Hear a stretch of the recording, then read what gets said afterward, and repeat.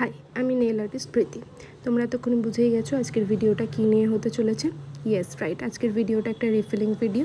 আমার left হ্যান্ডের নেলসগুলো 20 days হয়ে গেছে অ্যান্ড রাইট হ্যান্ডের নেলসগুলো একটা নেলস ড্যামেজ আছে।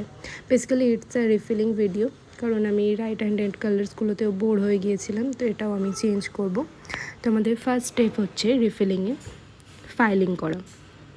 আমাদের ফাইলিং ততক্ষণই করতে হবে যতক্ষণ আমাদের অ্যাক্রিলিকের লেয়ারটা পুরো উঠে যাচ্ছে, নেল টিপসটা বার হয়ে যাচ্ছে। আর তার সাথে এটাও খেয়াল রাখতে হবে যাতে আমাদের ন্যাচারাল নেলস না ড্যামেজ হয়ে যায়।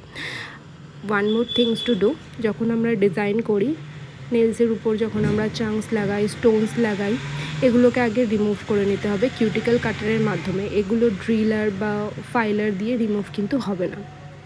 সুন্দর করে সবকটা নেলস রিমুভ করে নেওয়ার পর নেল আমরা ডাস্টিং করে নেব যাতে নেলসের মধ্যে কোনো রকম ডাস্ট না থাকে। দেন কিউটিক্যাল পুশ করে নেব। আমাদের অনেক ক্লায়েন্ট এরকম বলে থাকে যে কিউটিক্যাল পুশ করো না, আমাদের ব্যথা লাগে, কিউটিক্যাল কাট করো না।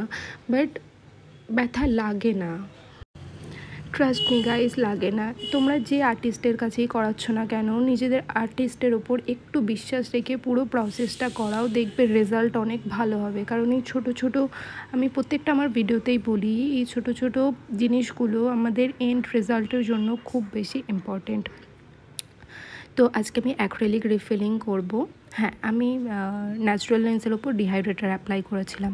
তো আমি অ্যাক্রিলিক রিফিলের জন্য অ্যাক্রিলিক পাউডার নিয়েছি। ছোটো বিটস নিয়ে আমি আজকে কাজ করব, কারণ আমার মনে হয় বড় বিটস নিলে একটু প্রবলেমেটিক হয়। ছোটো বিটস নিলে খুবই ন্যাচারাল ফিনিশ তোমরা নিয়ে আসতে পারবে খুবই ইজিলি। সুন্দর করে অ্যাপ্লিকেশান আমি প্রত্যেকটা নেলসেই করে নেব। আর আমি অ্যাপ্লিকেশান করা শুরু করব নেলসের মিড পয়েন্ট থেকে। দেখো কতটা ন্যাচারাল লাগছে নেলসটা। এরপরে আমাদের পার্ট হচ্ছে ফাইলিং করা, যাতে আমাদের কোনো আনইভেন সারফেস না থেকে যায়, যাতে প্রত্যেকটা নেলস আমাদের ন্যাচারাল লাগে, কোনো রকম বাম্পস না থেকে যায়। তো খুব সুন্দর করে ফাইল করার পর আমরা একটা ন্যাচারাল ফিনিশ দেবো নেলসটাকে। এবার সুন্দর করে ডাস্ট অফ করে নিতে হবে। ফাইলিংয়ের পর dust of its very important, কারণ নেলসে যদি ডাস্ট রয়ে যায় আমাদের কিন্তু ডিজাইন ভালো হবে না। ডিজাইন যতই ভালো করো না কেন, নেলসে যদি ডাস্ট রয়ে যায় কিন্তু সেটা নেলসে বোঝা যাবে পরে। আমি যে ডিজাইনটা আজকে চুজ করেছি সেই ডিজাইনটা করার জন্য আমি বেস কোট আগে অ্যাপ্লাই করে নেব। পাতলা পাতলা করে আমাদের আগে ফার্স্ট লেয়ার অ্যাপ্লাই করতে হবে, দেন সেকেন্ড লেয়ার অ্যাপ্লাই করতে হবে। সেকেন্ড লেয়ারে আমি ইন্ডেক্স ফিঙ্গার আর রিং ফিঙ্গারে অমড়ে করব। তো সেটাই করে নিচ্ছি একটা স্পঞ্জের মাধ্যমে। খুব হালকা হাতে, একদম প্রেশার দিলে হবে না, খুব হালকা হাতে আমাদের ড্যাব ড্যাব ড্যাব ড্যাব করে অমড়েটা করে নিতে হবে।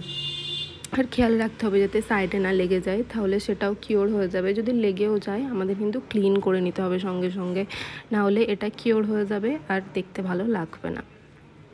আমি অমড়ের পর স্পাইডার জেলও অ্যাপ্লিকেশান করেছিলাম। স্পাইডার জেলও কিন্তু সঙ্গে সঙ্গে কিওর করতে হবে।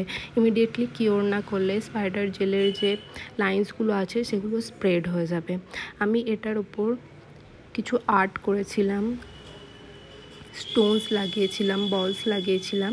এগুলোও আমি খুব সুন্দর করে কিওর করে নেব সঙ্গে সঙ্গে, নালে এটাও স্প্রেড হয়ে যাবার চান্সেস থাকে। আর মিডল ফিঙ্গারের ডিজাইনটা আমি ফুটেজটা নিতে ভুলে গেছি বা নেওয়া হয়নি। আই ডোন্ট নো কী প্রবলেম হয়েছিল ফুটেজটা। বা লাস্ট আমি এন্ড করব টপ কোট দিয়ে পুরোটাকে সিল করে। তোমাদের ডিজাইনটা কেমন লাগলো অবশ্যই জানিও। ভালো লাগলে একটা লাইক কমেন্ট করে দিও আর আমার চ্যানেলটিকে সাবস্ক্রাইব করতে ভুলো না। ওকে, বাই।